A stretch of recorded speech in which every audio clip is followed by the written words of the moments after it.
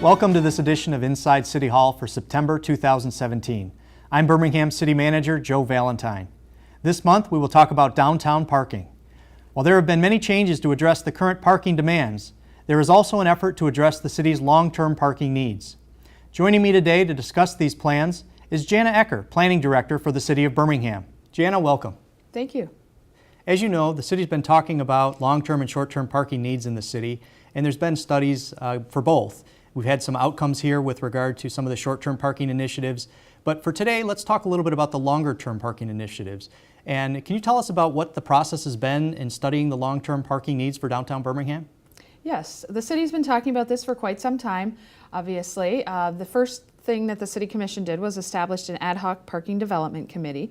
This committee is established with members from the Multimodal Transportation Board, the Planning Board, the City Commission, the Advisory Parking Commission, a financial expert, and a developer, somebody with development experience. The point of this was to collectively study the parking needs for downtown and determine what we should do, if anything, to provide more parking.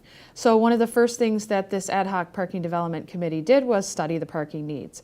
They looked at what the development is that's going on currently, what the future development needs would be, and found that there are increased parking needs in the future, both north and south of Maple. Then they talked about, okay, now that we've identified that we do have a parking shortage long term, how are we going to address that? There was discussions about a north solution and a south solution, the south one being in the vicinity of the Pierce Deck, the north one being the North Old Woodward area. The Ad hoc Parking Development Committee decided to proceed with the north end plans first, because obviously we have about 4 acres of city property up there and it is underutilized right now because there is a large surface parking lot. So once that direction was given, the city then hired a consultant to look at a conceptual plan for what could be done in that area. So a lot of good background there. So let's talk about now where we are going and what's the plan for the new structure?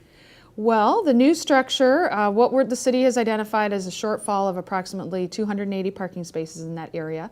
So we're looking to either redevelop the existing parking structure or more likely take it down and build a new building and part of a whole development for that area, but essentially replacing the 770 parking spaces that would be lost if that structure came down and adding at least 280 more. So a total of at least 1,150 parking spaces up in that area. The parking structure wouldn't be a standalone parking structure, so the vision would be that there would be some retail liners alongside of it, so the parking's hidden behind that use, or a mixed-use building on the Old Woodward side so that there's some activity at the street, which we always talk about in Birmingham. In addition, the 2016 plan called for other redevelopment activities, in addition to the expansion of some parking opportunities, also for the extension of Bates Street to come and connect from Willits to North Old Woodward, to create a new block of downtown Birmingham and to create some additional development opportunities there. So the city is looking at doing a mixed-use development back there, some residential uses, some retail, some office, some mixed uses, the parking obviously, and creating a pedestrian-oriented active streetscape. In addition, we would also like to see an opening to the trail in Booth Park immediately to the north across the river. Important part of it, yeah. Mm-hmm. So that's a lot that's been happening kind of behind the scenes, but from the standpoint of the people that aren't following this project, what are the next steps and how is this going to proceed? Well, what we've done so far is we've done a request for qualifications, which essentially is we have advertised for development teams to come forward and give us their experience, their background, and tell us if they think they're qualified to take on a project of this magnitude. We did have 4 firms or development teams, I should say, come together and submit their qualifications. The city reviewed them to make sure they had the background, the experience, and the financial capability to do a project of this magnitude. All 4 were determined to be qualified for this project. So at this point, we're working on a request for proposals. The Ad hoc Parking Development Committee will be reviewing that in early September. If they're satisfied with that, they'll make a recommendation to the City Commission. The City Commission may decide to issue that request for proposals. Again, that's a bidding document that invites only the 4 development teams that have already been pre-qualified to submit a proposal, a detailed proposal for what their plans are for this area of town. So we're about midway through the process with the qualification stage being completed and now moving into the proposal stage. And correct. You mentioned earlier about the financial aspect for the developer, but from the financial aspect from the city, do you want to share what's envisioned with that? Well, it's a little hard to give a specific answer to that at this point, because one of the things we're asking the development teams to bring to us is a proposed structure of a deal and how they would see this working out as an agreement or partnership between the city and themselves. So they'd have more experience with this. They may come to us and say, well, we'd look to purchase the land or we'd look to lease the land. So we're not exactly sure how all the financials would shake out, but we do envision that there would be some funding that would be provided from the city, and this could come from the parking fund. That's revenues from existing parking decks as we collect the parking fees. Could be municipal bonding that could be at work, and also special assessments. The properties in that area that would benefit from the development of new parking would be special assessed and pay into a fee as well. So those are all some of the options. So effectively following the same model we've used for the other structures when they were built. Exactly. Okay. And next steps in the process in terms of what people can expect as we move forward? Do you want to explain a little bit about what the next steps are? Yes, well, as I mentioned, the Ad hoc Parking Development Committee will be meeting the first week of September. They'll be reviewing the draft request for proposals. If they're happy with it, they'll send it on to the City Commission. The City Commission will review it and make a decision as to whether to issue it. If they decide to move forward and issue that to put the 4 firms out there that have already pre-qualified and let them to submit, we're looking at a 90-day submission period, so they'd have 90 days to put their plans together and structure their deal. So that would be submitted by the end of the year, so the end of 2017. I would envision there'd be a couple of months process in there where we would interview some of those firms, review some of their proposals, and the City Commission would decide which one to proceed with. Once they've selected a firm to proceed with and a project to proceed with, then it would have to go through, of course, the development plan approval process, which could take, it's hard to say with a public project, 3 months to a year, hard to say, and then we would look at construction after that, potentially maybe in the start of 2019. Well, I think that's helpful to let people understand what the plan is for the long-term parking solution, getting to the point where we're actually ready to do construction on these parking structures. We've done a lot in the short term, what we call the short term, trying to address the shorter term needs with the day-to-day demands, and looking at the utilization. That seems to be somewhat manageable, especially with the valet assist. Obviously, there's times when the parking structures do fill, but for the most part, the tools that have been put in place have been fairly effective as we work toward these longer-term solutions. Exactly. The city's done a lot of different short-term things to improve the parking situation on a day-to-day basis, and I think we've seen a lot of success with that. Yes.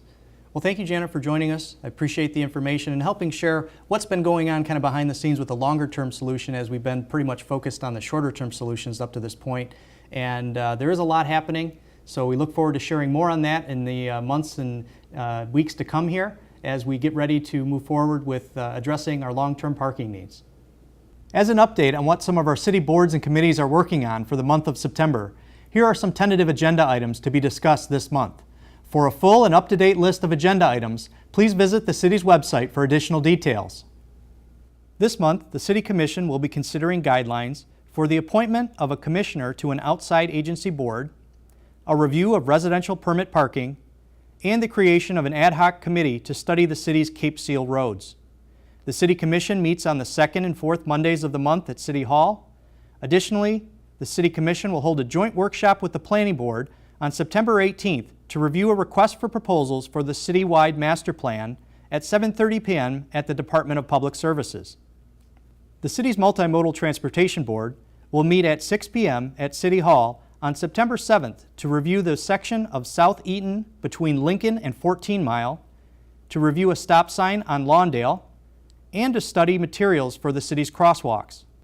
The Parks and Recreation Board will meet on September 12th at 6:30 p.m. at the Department of Public Services to discuss the Booth Park Little Library naming contest, the National Fitness Campaign proposal, and the 2017-18 Parks Capital Improvement Plan budget. There will also be an open house on October 3rd to gather input on the Parks and Recreation Master Plan. The Birmingham Planning Board will meet on September 13th at 7:30 p.m. at City Hall to consider a revision to the boundaries for an economic development license, to consider amendments to the bistro regulations, to consider changes to the review process for renovations of commercial buildings, to consider plans for a new mixed-use 5-story development at 34965 Woodward, the former Peabody site. They will also consider a rezoning request for 191 North Chester, which is the property formerly housing the First Church of Christ scientists. The Planning Board will meet again on September 27th to consider a special land use permit and final site plan for 33353 Woodward, the former Tuffy site, for a new dry cleaners with service for patrons in their vehicles. There will also be a preliminary site plan review for a brownstone development at 525 Southfield, which is the southeast corner of Southfield and Brown. Additionally, plans will be reviewed for a single-family residence to replace a duplex at 273 Euclid. This month, we will continue to serve host to several events and activities, including the Birmingham Farmers Market on Sunday mornings throughout the month in lot number 6. The market opens at 9 a.m. On September 16th and 17th, the 43rd Annual Street Art Fair will be held on South Old Woodward and Merrill Streets. The art fair features approximately 160 professional artists, along with children's art activities. The Fall 2017 class of the Birmingham Citizens Academy will begin on September 26th at City Hall.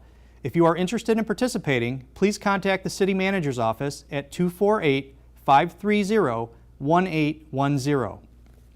For more information on these and other projects, you are encouraged to sign up for our electronic notification tools that will email or text information directly to you on areas of the city that you select.